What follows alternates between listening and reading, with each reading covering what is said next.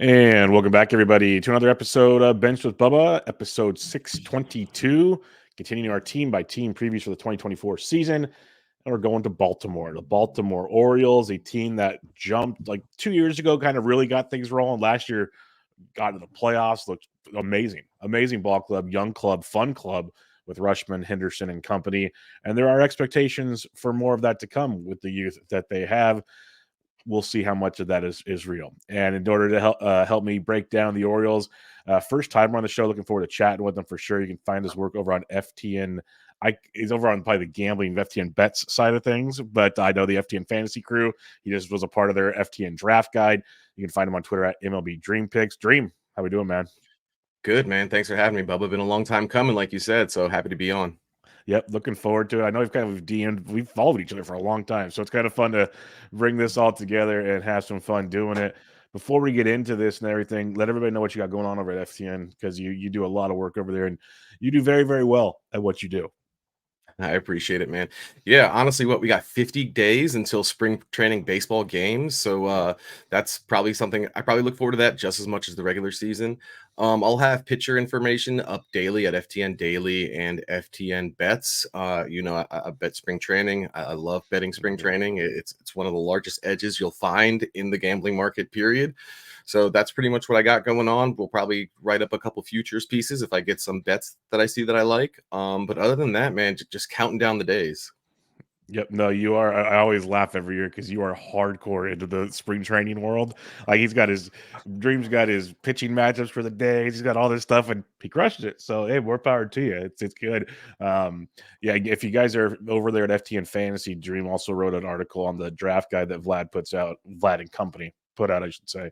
And it was really good stuff. You could utilize it, fantasy betting, whatever. There's a lot of intermixing in there. So it was really cool to see how you use the betting side of things to like attack the prop bets, because prop bets are becoming huge now. Like, I play on underdog all the time. I get bored and put props out, so it's getting bigger and bigger. But just the way you utilized it was very, very interesting to check out, and it was definitely stuff that, looking at pitch mix changes and this and that and the other. It's stuff we all do in the fantasy side too. So it's very, very interesting how it all intermingles with each other. Exactly, man. You guys are already doing the research. You just got to like check the market. And, Yep. one thing I didn't add that I probably added last year was it's also helpful just to keep an eye, even if you're not placing any bets, just keep an eye on the market. Like if there's a specific pitcher that you know pretty well, or that like you think you might eventually have an edge on, or you might have an edge, just check out his opening line, see where they close at. And just like, you don't actually have to bet to check out the betting market.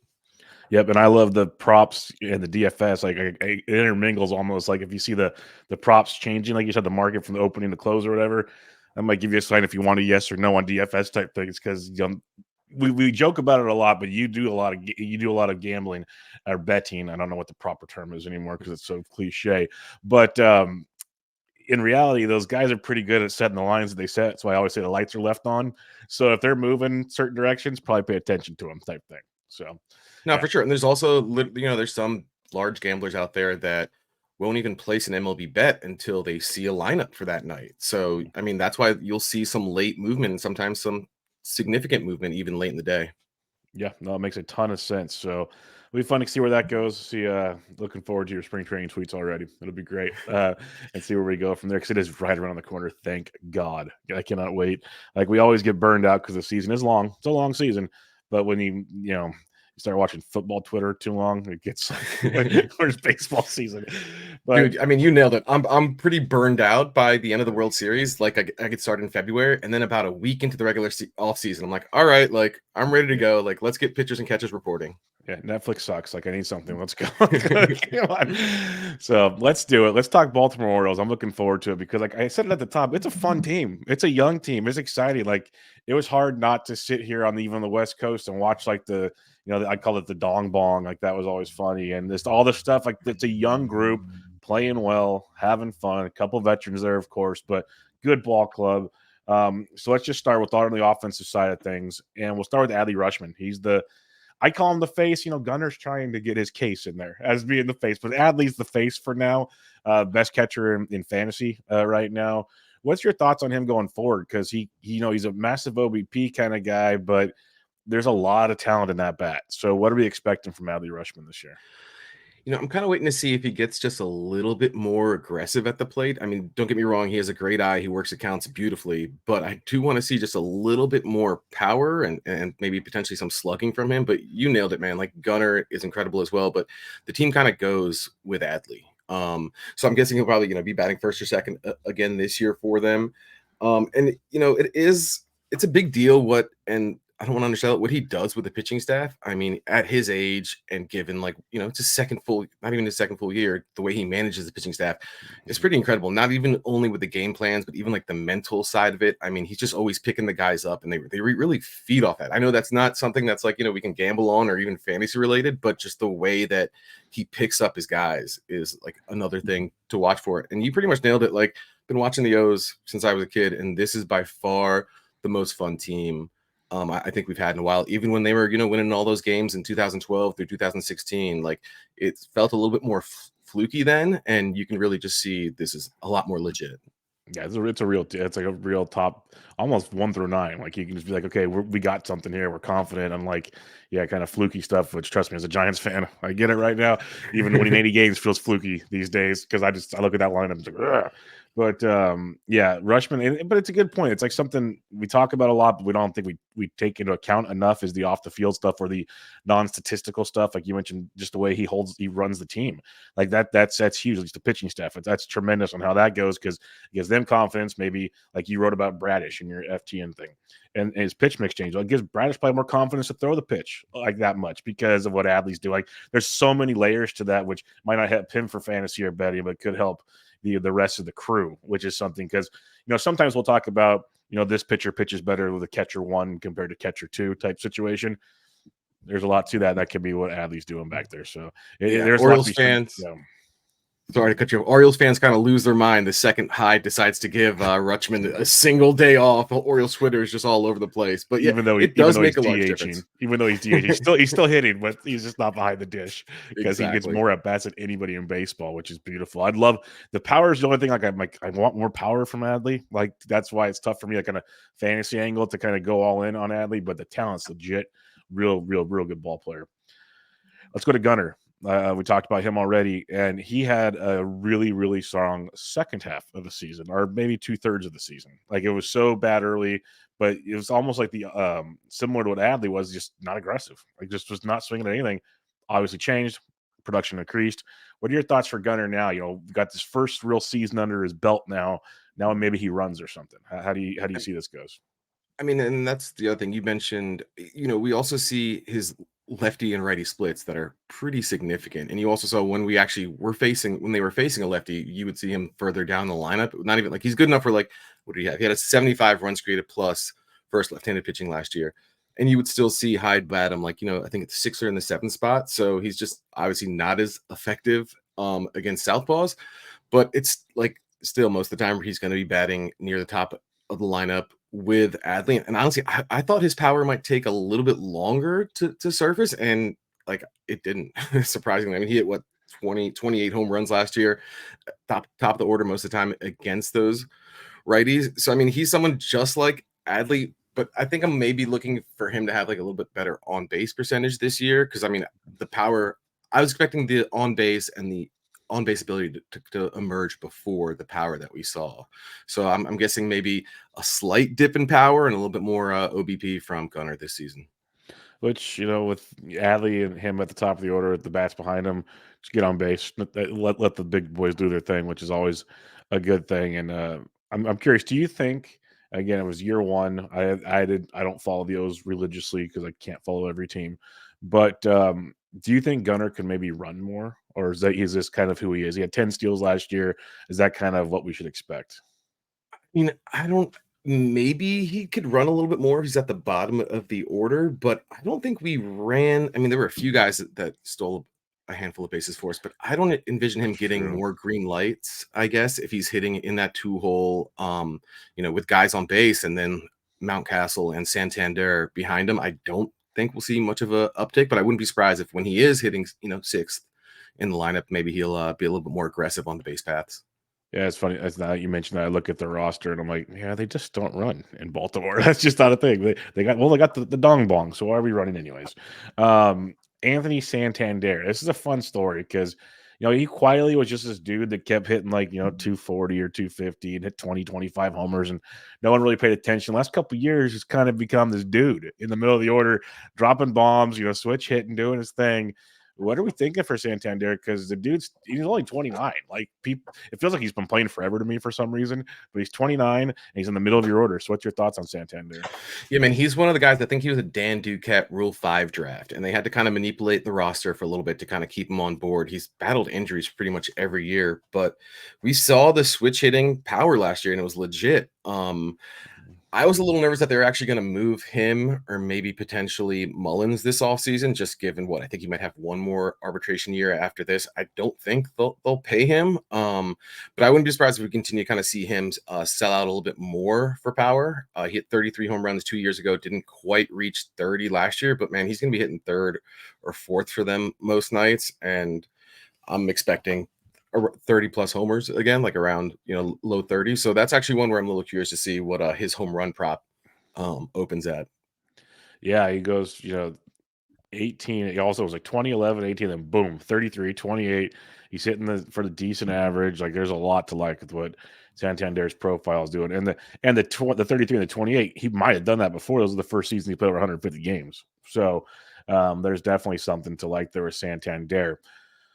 Ryan Mountcastle. This is the conundrum because if anybody, and it's been said a million times, has gotten hurt by the changes to Camden Yards, it has been Ryan Mountcastle. So what are we thinking this year? Because he was banged up a little last year as well to kind of nuke his stats, but he did have 18 homers, hit 270, so not horrible, but we want a little more from Mount.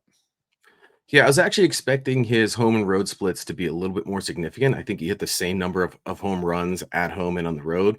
But, this might not be so much data back, but when you watch the O's, it seems almost like every night he just absolutely crushes a ball and it's, 10, 15 feet ahead of that huge wall in left field. So he's a guy I was kind of hoping that if they could get fair value for him, maybe trade him because, I mean, him in another park, he would just mash if it was just somewhat of a fair stadium.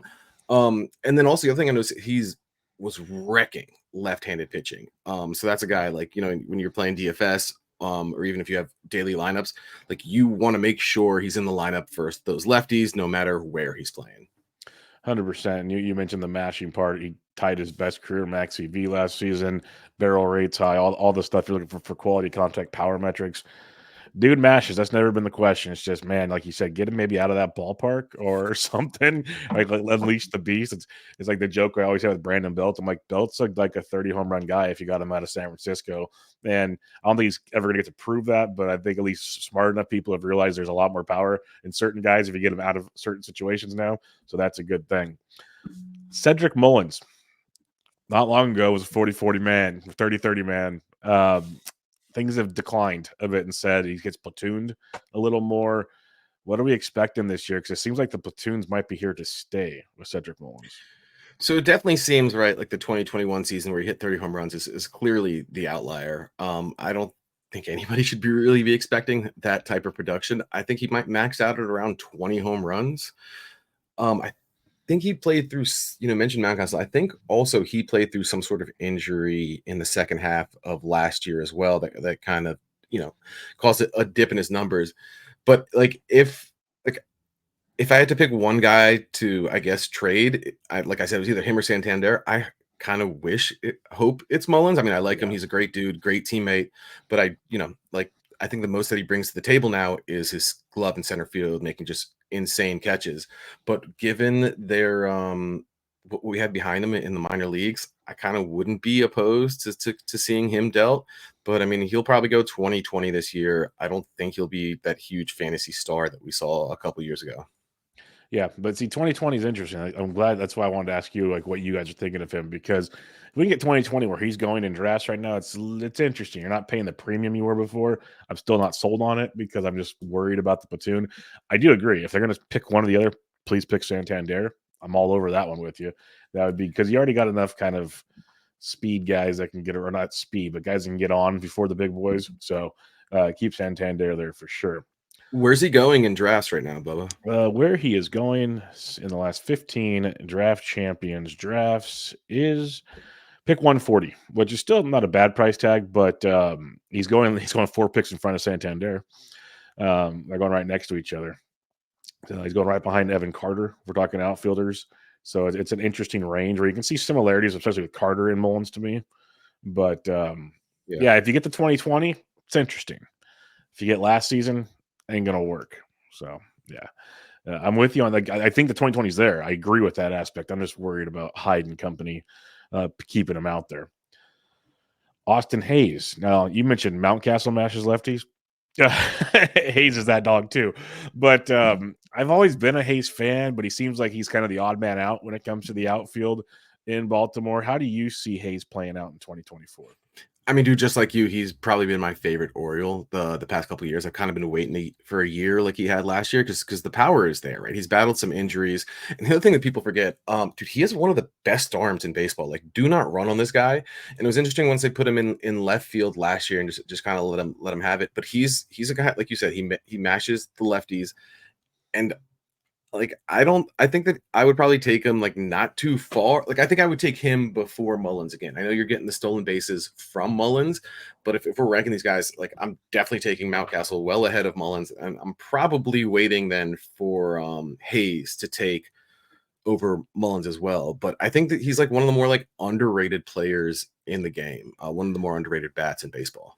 100% agree. Should hit in the like middle to bottom third, but close like fifth, sixth most days. And he's going like 160 picks after Mullins, which is quite the gap to me. That doesn't make sense. So Does yeah, he? I'm guessing. I don't think he gets any stolen bases, but the fact that it's that much of a difference is he got actually 5 quite steals last surprising. year, which isn't the worst thing. But yeah, it's a massive gap. Like he hits for average, got some pop. It's a little crazy to be that big of a And it's difference. weird when you look at his numbers. Like I would have guessed that he had well over 20 home runs, but to finish with 16 in Yeah. 144 games is a little surprising. But I mean, the power is legit. And like you said, he misses out on a lot thanks to that wall in Baltimore. Yep, that's the big part. Because yeah, it's in 22, 16, and 16. Those are his last 3 years of home run totals.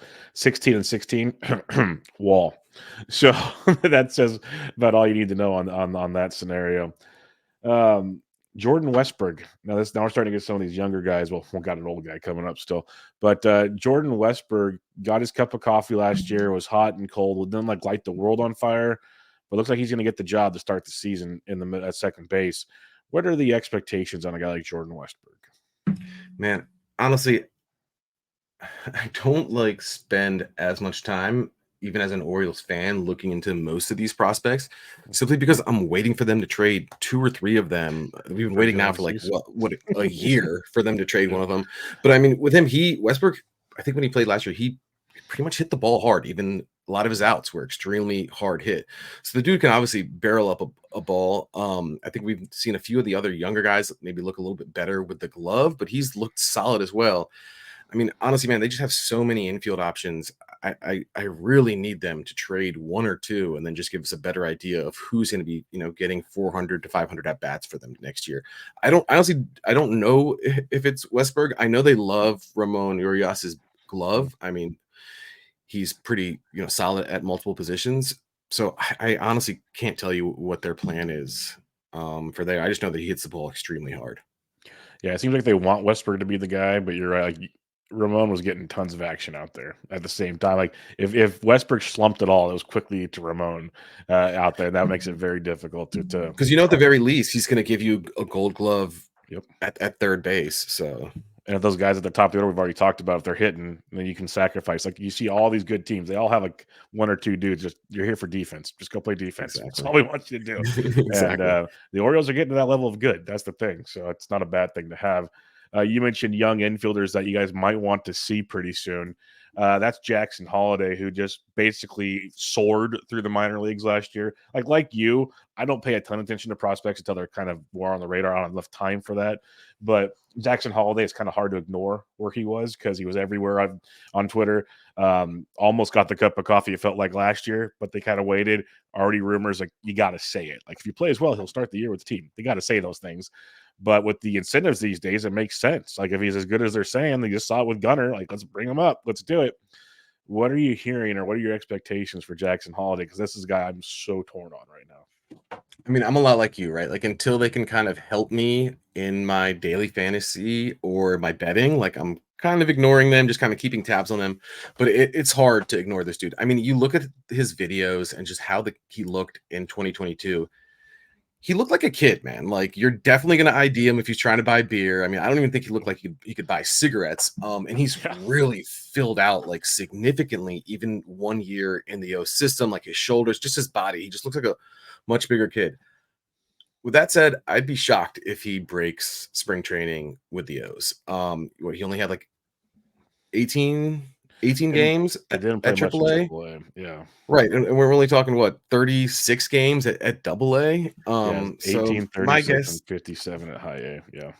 so it might be a little bit like of a Grayson thing, where like it'll take him a couple Well, months to come up. Maybe he'll, just to see what he has early on, to see what he has to work on. But I'm not expecting a ton from him especially in the first half next year. and then let's not forget the dude's 20. Still can't buy beer. Still can't buy beer if we're gonna go that route. Like I had to double check because I remember he was young, and I was like, God, he's only 20. And so I know they want to get the incentives to get the draft pick, so he's got to be up and get. But he could still win Rookie of the Year if he misses the first month or two. Like if he's as talented as they say. So I'm with you. Dude, for Get him a sure. little more seasoning. Like he played okay in AAA, but it wasn't like again only 18 games. But there was definitely a learning curve taking place there. So No, for sure. And he's probably someone that I watch more hitting videos of than oh any yeah. other player in baseball, especially when he was with his dad and other people he works out with. I mean, the guy's hitting nukes. Him and his brother. His brother's like he looks like his brother looks like his dad, which is Right. terrifying. Like they, yeah, the Holiday family. Like these families, they got the Holidays, the Guerreros, and you just go down the list. It's ridiculous. The pedigree stuff. I have to ask you because he performed really well last year, and he's actually a roster resource still has him at least in the strong side of a platoon. So this is somewhat viable for people that play deep leagues. Is Ryan O'Hearn still a thing with the Orioles? Like, is this going to be a thing next year? Because he played great. I'm not knocking him. I rostered him in deep formats. I get it, but is this really a thing? I thought it might have been like a 1 year wonder. No, he's honestly up before last season. I always considered him my spring training MVP. Yeah, He's the it's a guy that good comes one. in like sixth or seventh inning, just mashes a couple home runs for whatever side you're on. Yeah. But dude, I totally think Ryan O'Hearn is a thing. I mean, again, he's only going to face right-handed hitters, so he's more useful in the daily or the DFS. But I mean, I think they made a couple changes with his swing, and it's one thing that a lot of the hitters, even the young guys, talk about is the hitting app that the Orioles have that kind of grades your decision making more so than like the results. And I think he's someone else that has benefited a ton from this and just from the coaching in general. I really like I really like O'Hearn. I mean, the power is legit. It's something that we've seen throughout his career. Probably not, I don't think people maybe expect him to have a 330 OBP or whatever that was and be like as efficient as he was. But I definitely think that, I mean, at the very least, he's a pretty good platoon bat. Yeah, I'm with you. That's why I was just curious. Like the roster resource, never the end all be all, but strong side of platoon, and when he's in, he's hitting middle of the order. So it's enticing because like yeah, I used him a lot last year. And one thing he said there for sure is the dude's always hit for power. Even Kansas City when he bug us and stuff, he just couldn't hit for average, couldn't stay in the lineup. But the power is never the question with Ryan O'Hearn. So kind of cool to see it coming together. And again, we're talking about old people. He's technically the oldest guy in the starting lineup, and he's 30. So not that old when we start looking at things, and it's good to see. And Bubba, that's like the exact type of player, like pitcher and hitter that the Orioles are kind of have, been kind of looking at like a cheap option where, hey, maybe if we can make one or two adjustments with this guy and kind of get him a little better at this one thing he already excels at, like we're gonna have a player that can be at least like useful off the bench or in a platoon. Yeah, no, and that's what I wish more teams would do because there's a lot of those kind of guys out there, and they just kind of get wasted on the wrong systems, and it's really annoying to watch because talent's there and no one's willing to give it a shot on the cheap, like you said, which is pretty sweet. All right, let's go to the pitching side of things. And you mentioned this gentleman in your write up for FTN, and he's a guy that was great. It was fun to watch last year, and I'm still having trouble going. Is this for real next year type thing?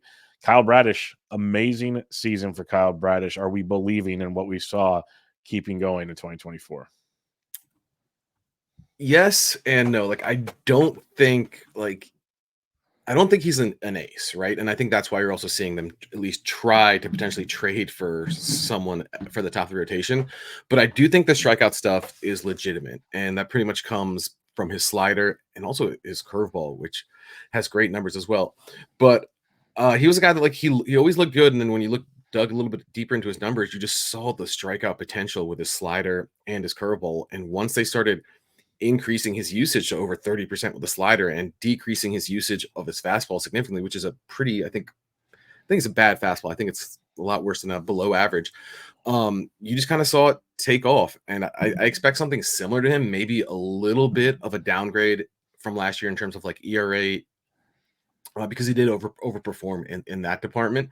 But man, I do think he's like a great number 3 in the rotation, and I'm a little curious to see where they begin opening up his strikeout numbers this year, because he's a guy that they started bumping up pretty significantly once we saw him taking off. I want to say 5.5, and a few times like I think 6.5 is where they started lining him. Yeah, when the strikeouts became legit, I noticed that as well. On certain things, A, his DFS price went up, and B, yeah, I noticed like I said, I still poke around at the props as out of curiosity, and I could rarely ever stomach betting Bradish because I was always like, well, this is getting steep. So I'll have to see how this one goes. Grayson Rodriguez is the name that so many people are excited about in Baltimore. Obviously, came started the year was shaky, and then he goes back to the minors, works on some things, tweaks some things. He's documented how he tweaked on things. Comes back up, outstanding. Second half of the season, sub 3 ERA, K percentage around 25%, give or take. Dude was electric, and has a lot of people optimistic for 2024. Should we be optimistic? Yeah, man. I mean, like if you're, I don't know what they would potentially line his ERA prop at, but I definitely would take under 4, maybe even under like 3.9 or 3.85. I mean, you mentioned it, man. He was just a lot. He just was a different guy after being recalled. And one thing that he said that really stuck out to me is like, man, I just went back to what I was doing that made me successful. He's like, I'm a power pitcher. So I was just thinking too much and trying to almost like trick these guys when I first went up. And then when I came back up, I was like, I trusted my stuff a little bit more and I just let it play. And you really saw that, especially with his demeanor on the mound. His first few starts, the second he made a mistake, even not even giving up a hit or a walk, if he missed his spot, you could see him tilted. Like it was definitely affecting him mentally on the mound, even just missing location on a single pitch. So I think he'll actually be more prepared mentally, and we'll probably see a lot of what we saw in the second half from the first from opening day on with him. Yep, I'm looking forward to it. He's a target of mine if I can swing it in a draft. I'm a big fan of what we saw in the second half, and I think there's much more to come. John Means obviously came back from injury through 23 innings last year. Decent innings, I'll say. He looked okay, but still 23 innings. I'm kind of skeptical on what we should see in 2024. What are you hearing or seeing about John Means? Haven't read or seen much, to be honest. Watching him last year, I don't know how he was effective as he was. I started betting a few of his under strikeout props towards the end of the season there, just because he couldn't miss any bats. If I'm not mistaken, I think he had a swinging strike percentage. I mean, he's never been a big strikeout guy, but I think he had a swinging strike percentage in the single digits last year, 8% career 10.9. And just watching him, I think the velocity was fine, but like he couldn't miss any bats. So I know he was coming back from injury. So that's probably one thing I'll watch for, at least in spring training. I know we won't get too much, but like what his swing and miss stuff really looks like. I would consider him someone with like a higher floor than most of our other guys, but I'm a little nervous after what we saw when he came back last year. At the very least, I think he could eat some innings for them. Like I talked with Grayson, if I had to bet on like his ERA being above or below 4, I would probably take over 4 at least Yeah. for next season. Yeah, I'm just kind of worried about, this is still, like I said, 23 innings. There's a lot more he still has to do, I think, to get back to the more trustable John Means is what I'm concerned about with him. Dean Kramer, a guy that I don't know gets enough attention as he should. Maybe he shouldn't. Maybe I'm overthinking it. But the guy threw over 170 innings. He had some really good starts, some really ugly starts, but for the most part, he's serviceable fourth or fifth in a real life rotation.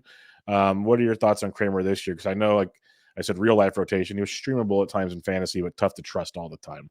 So how do you see Dean Kramer playing out? He's probably been my least favorite Orioles pitcher now for a couple years, and, it was actually funny, a lot of the Orioles fans, especially on Twitter, were mentioning him in the same breath in conversation as Bradish last year while they were both performing pretty well, and I'm like, "No, if, like, you look at the numbers, like, Bradish is significantly better than Kramer who's, overachieved pretty significantly. Man, I would probably bet on him having an ERA over 4 or 5. He's someone that, like, I don't really understand how he gets people out.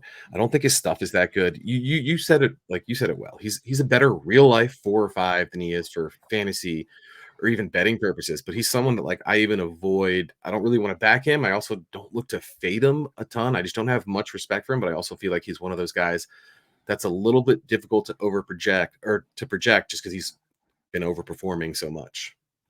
Yeah, that's a great way to put it. It's just tough to trust, basically, is the way I look at it. There's definitely talent there, but it's tough to trust.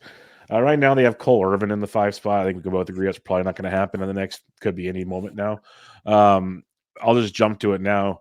Who are you hoping they trade for? Because Dylan Cease seems to be the name that is the most attached to the Orioles, but there are other options out there. So who are you hoping they trade for to become the fifth member of this rotation? I mean, ideally, if I could have anybody I wanted, it'd be Burns. I don't Mm, think that's going to happen, just given the Brewers' division and the fact that they still think they can contend in the division, which they very much could be able to. Cease's projections make me a little nervous, especially when you look at all the walks that he had last year. But then again, I do think Katz is great in Chicago. They got a great pitching coach. I do think the Orioles are a little sharper than the White Sox overall. And the other thing would be just a huge park upgrade pitching in Camden. So I think, if yeah, I would really love Cease. And I know this isn't totally fair of Elias because I don't honestly, part of me thinks that he's not even allowed to offer a free agent a multi-year deal.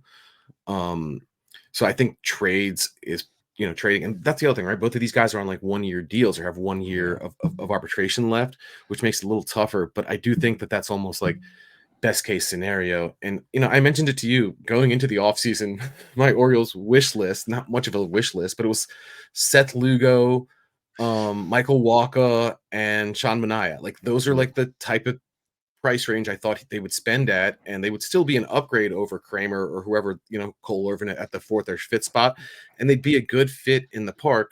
Now the Royals took two of those guys, and I really haven't heard anything about Sean Manaea pretty much Yep. all off season. Yeah, and I'm really curious about that too. I don't know if he's just waiting to see how the other dominoes fall, and he thinks he's better than. And the way he finished the season, Mania was really, really good. Like really good. As a Giants guy, I've always kind of clowned on Mania, but he showed me a lot towards the end of the season for multiple reasons. He was not happy, which I totally didn't argue with because he was getting used improperly. He was very, very vocal about that. But he actually pitched really, really well. So I was like, as a Giants fan, I'm like, Kepler's gone, bring him back. Like, bring him back so you just utilize him like a normal pitcher. Like Melvin knows him. Like, bring him back. This is easy stuff.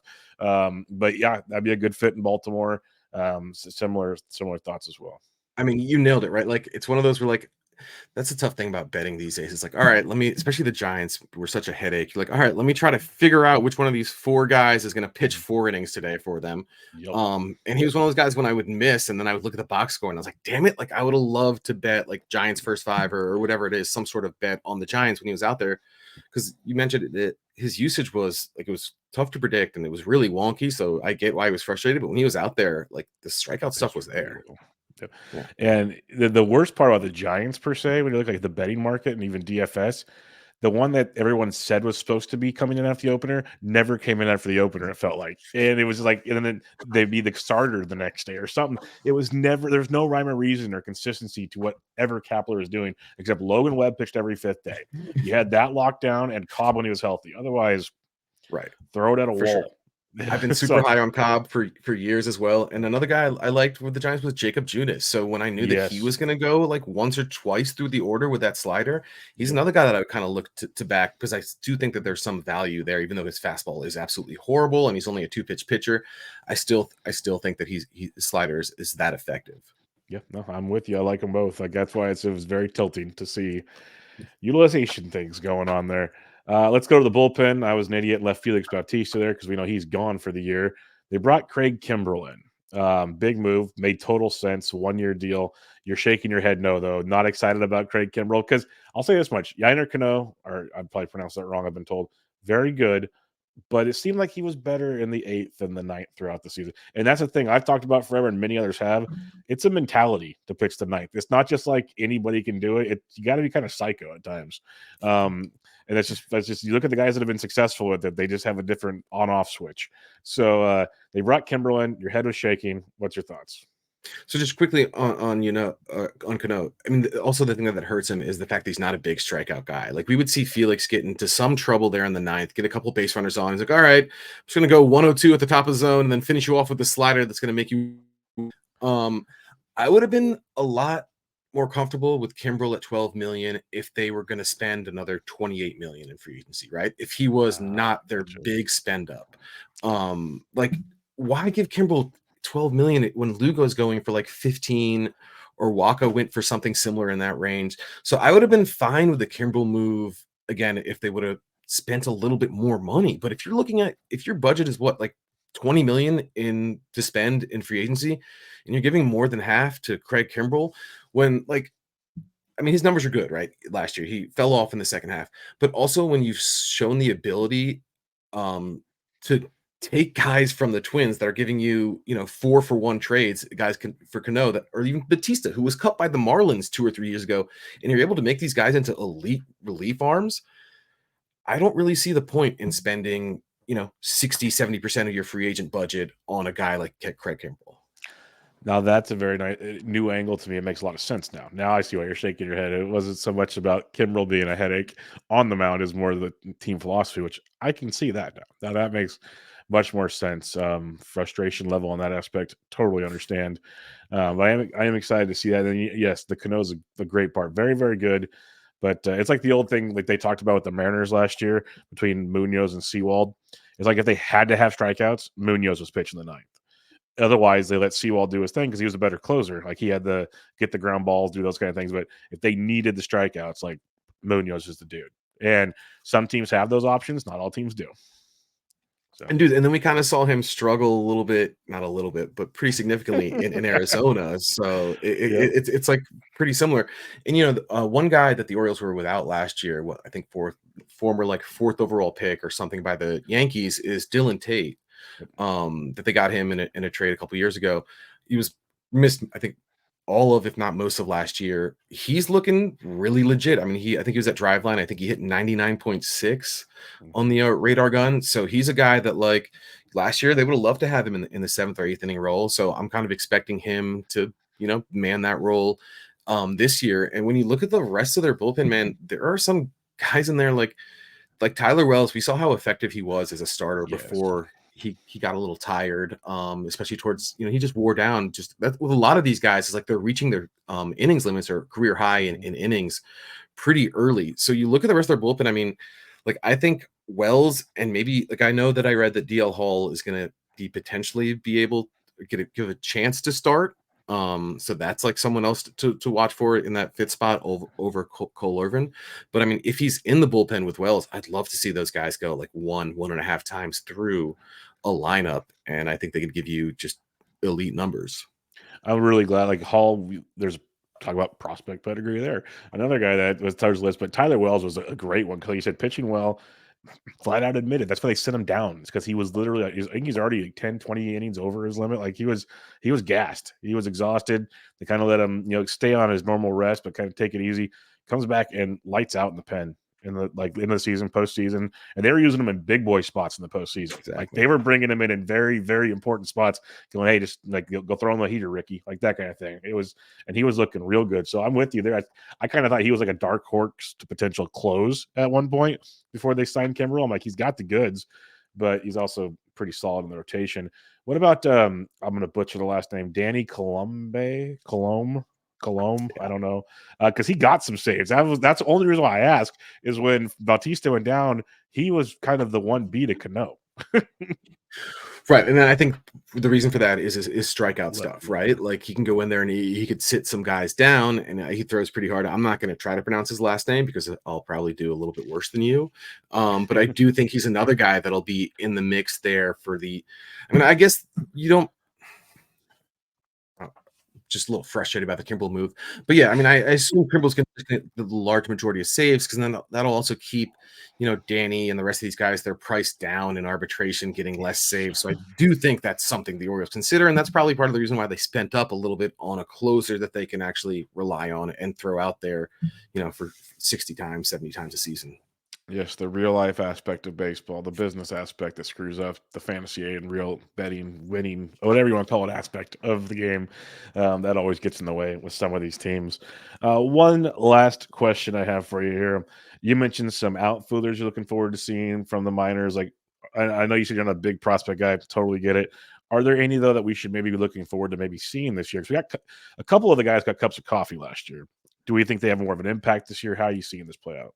Man, I've probably been irrationally too high on him for like a year now, but Heston Kjerstad, like I absolutely love this dude. Like the power is super legit and the park is just such a great fit for him. Now, again, he's a lefty hitter, so I do like, that's one of the things that kind of hurt them in the playoffs, just having like not enough righty bats that could do damage when we saw the Rangers putting out all those lefties against them. So I don't know how he necessarily fits in like time in terms of like projecting at bats for him, but he's probably like one of my favorite prospects that is like, I mean, I don't know what else you want him to prove in the minors. 76 games at AAA, 371 OBP, 498 slugging with 10 home runs. Like this dude is like, if he's not ready to play every day for Baltimore, then again, like as much as I like him, I think he'd be a good guy to move and kind of consolidate some talent to get an upgrade at starting pitcher. So, but he's like one of my favorite Orioles. Yeah, there's Hirstead. Kowser got his cup of coffee. People are excited for Norby, but I don't know where he plays. So it feels like Norby might be a part of a deal potentially, is what it feels like to me. There's a few of those things, so we'll see. So when I think about who they're going to trade, it's probably like, or not probably, but I always think about it's Norby, Povich, the guy that they got from Minnesota as part of the Cano deal. Like I think like those are like they're perfect, and maybe and Heston as well. They're perfect fits for the White Sox, right? Like really good prospects that have shown the ability at the top of the minor league levels, and that are ready, that are Ready to major league go. ready. Yep. So like I think those two or three guys would be a great fit for the White Sox. Just waiting on a on a move to happen there. I already know it. It's happened to me many times. It's going to happen quickly after the show's over. No, it'll happen sooner than later, but we'll see how that all breaks down. I'm looking forward to the Orioles this year. Let's just have some fun prediction wise. I know there's not over unders out or anything yet, but do they win the AL East? Would you No, put that bet down? I No. would not. Is that the And pessimistic fan or is that a realistic fan? I think it's a realistic fan. Like honestly, if you ask me to bet who's going to win the AL East this year, like it would probably be the Yankees. Last year, I picked the Blue Jays just because think that they made enough smaller moves that maybe wasn't the splash in the offseason to kind of round out their team in terms of outfield defense, bullpen, and just kind of the back end of the rotation. Obviously, that didn't happen. And to be completely honest with you, I picked the Orioles to finish third or fourth in the East last year. I expected them to win around 80 games and be like a team around 500. I didn't place any futures bets on them last year, but when people, kind of made me like, are you going over or under? I'd be like, dude, like, I think the number's right at 79.5, but I guess I would go over that. And I'm kind of in the same place this year. Like we saw how much the Yankees improved. I don't think they're done spending either. So I mean, like, even if the O's got Cease right now, maybe I would bump it up to like second or third in the East, but don't think I just don't think they're going to have the type of team to win over 100 games. Again, this year, especially after, you look at the rotation last year and you see pretty much everybody just overachieved or at least outproduced their surface stats. It's kind of hard to bank on that again, even if we see a little bit of a bump from their lineup. Yeah, and the big thing is the AL East is a beast. Like it's gonna be tough. Like there's so many good teams. Like you wouldn't be surprised if Orioles, Yankees, Jays, Rays, maybe the Red Sox, like they all could make their runs, and you wouldn't be like, okay, like they're like the Red Sox got offense. The Jays, they have a little bit of both. The Rays are the Rays. They always find a way. Yankees spend money. Orioles are young and doing. They just won 100 games for crying out loud. Like you wouldn't be shocked in any world. So it's a fun division that I get to watch before the nightcap that puts me to sleep called the Giants, and keeps me going. But before we wrap things up, thanks for joining me, man. That was fun talking some Orioles baseball. Why don't you remind everybody where they can find you and where you get your work and everything? Yeah, man. Over at MLB Dream on Twitter, and then you can find my articles over to FTN Bets and FTN Fantasy during the season, and hopefully, we'll find some edges in these player props. I know last year Caesars opened Acuna's home runs at 26.5 towards the end of February, so we moved that to 29 within a couple days thereafter. So hopefully, we see some giant mistakes again this February. Yeah, looking forward to it. Check out his article in the draft guide. He mentions the Acuna props and a couple others that he was ahead of the game on for very good reasons. That looking at underlying stats and everything to kind of decipher his way through it. So really fun stuff there with Dream and company. So thanks for joining me, man. We'll have to do it again sometime. Maybe I'll have you on in a couple months. We'll talk some over unders or something just for fun. Awesome, man. Yeah, thanks for having me on. I'm glad we finally got to do this. And yeah, just let me know. I'm happy to hop on anytime and chat some bases with you. Sounds good, my man. Everybody, this was Benched with Bubba, episode 622, your 2024 Baltimore Orioles team preview. Catch you all next time.